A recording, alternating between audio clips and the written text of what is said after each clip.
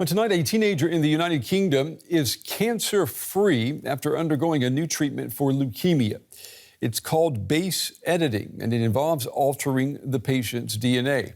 Doctors say that this breakthrough has huge implications for the future of treating cancer. The teenager at the center of a medical breakthrough.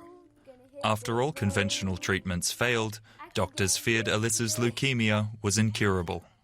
With few options left, Alyssa volunteered to be the first patient to undergo an experimental treatment known as base editing. The cutting-edge procedure involves genetically engineering new immune cells that hunt down the cancerous ones. 6 months on, the cancer is no longer detectable in Alyssa's body. It is extremely exciting. Obviously this is a new field in medicine, and it's fascinating that we can redirect the immune system to fight cancer.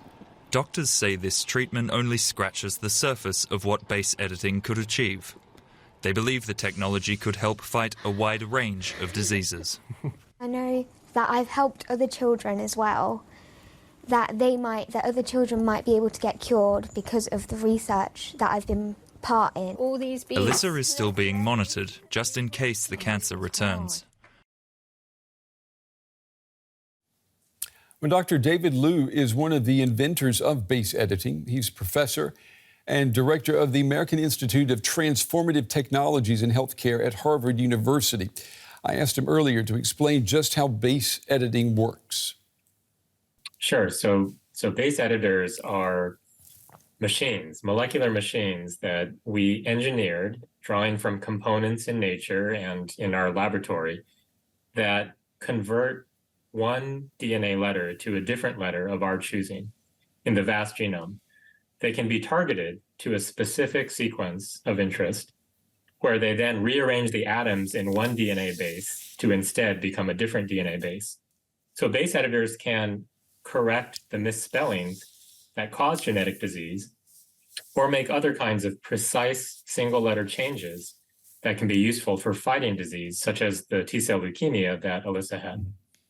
So if you're correcting then the mistakes, and which that's what we understand cancer cells to be anyway, the result of a mistake in cellular reproduction, are we talking about then being a step closer to having a cure for cancer? I think scientists and doctors are really reluctant to use the word cure when it comes especially to treating cancer, because cancer by its very nature is constantly evolving to try to evade our medicines. But in this case, the doctors did not simply attack the cancer by trying to change the DNA sequence of the cancer cells.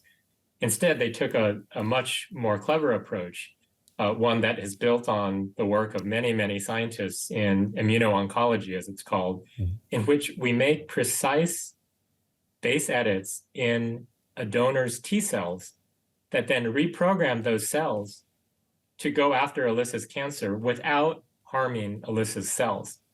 So that approach proved to be very effective in treating Alyssa, and 6 months after treatment, she doesn't have any detectable cancer.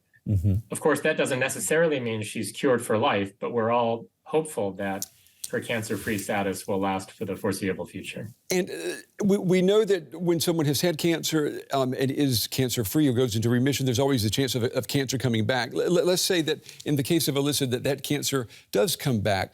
Using this new treatment, this new technology, would you be able then to once again go in and change just a small portion of her DNA to once again turn off the new cancer? Are we talking about maybe having to go in maybe several times each time the cancer is able to regenerate itself?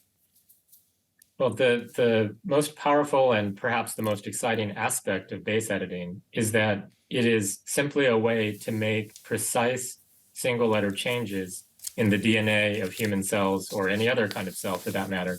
It's not limited to being applied to any one disease. And in fact, there are 4 clinical trials ongoing right now to treat 4 different diseases in 4 different countries using base editing. In the case of Alyssa, she already went through a treatment, a more standard treatment for her cancer that proved unsuccessful. So she's already lived through the unfortunate experience of receiving a cancer treatment that then results in the cancer coming back. And thanks to the leadership and scientific vision of Dr. Wasim Qasim at UCL, University of College London, he's the one who led the clinical trial to say, okay, perhaps we should try this experimental new therapy that he designed on Alyssa to give her the best chance of recovering. Yeah. Well, it's definitely given people all around the world a reason for hope moving forward, and a lot of that has to do with the work that you have been doing. We appreciate your time and your insights tonight. Professor David Liu from Harvard. Thank you for your interest. Thank you. Thank you.